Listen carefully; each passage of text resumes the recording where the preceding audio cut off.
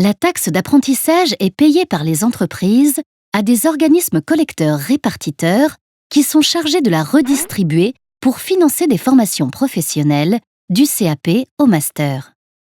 La particularité de cet impôt est que l'entreprise peut choisir en partie les formations qu'elle finance.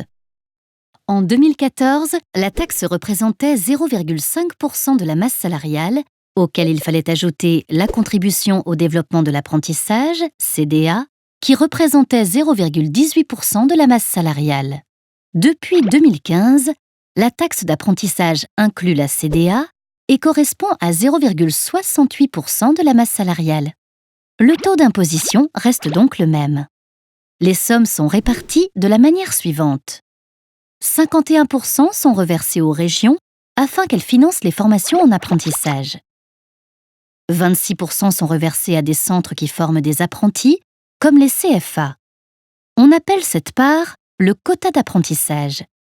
Les entreprises qui emploient des apprentis financent obligatoirement les CFA de leurs apprentis. Ce financement est calculé en fonction du coût de la formation.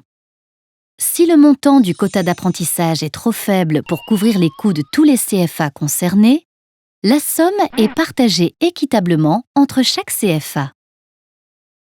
23% sont distribués à des services d'orientation professionnelle et à des établissements de formation qui forment à temps plein, comme des écoles de commerce ou des lycées.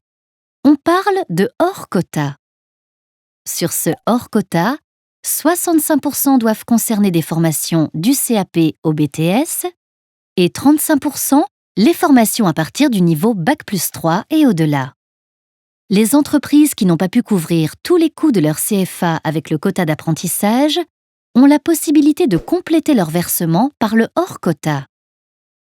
Les entreprises peuvent déduire de cette contribution hors quota une somme liée à l'accueil de stagiaires ainsi que le bonus d'apprentissage pour les entreprises de 250 salariés et plus qui emploient plus de 5% d'alternants. En revanche, celles qui emploient moins de 5% d'alternants doivent payer aux collecteurs-répartiteurs une contribution supplémentaire à l'apprentissage. Celle-ci sera reversée à des CFA. À partir de 2016, le nombre de collecteurs sera réduit. Au niveau régional, seules les chambres de commerce, de métiers et d'agriculture pourront collecter cette taxe. En bref, la réforme simplifie la taxe d'apprentissage, notamment en la fusionnant avec la CDA, crée une nouvelle répartition, réduit le nombre d'organismes collecteurs et permet toujours aux entreprises de choisir les formations qu'elles financent.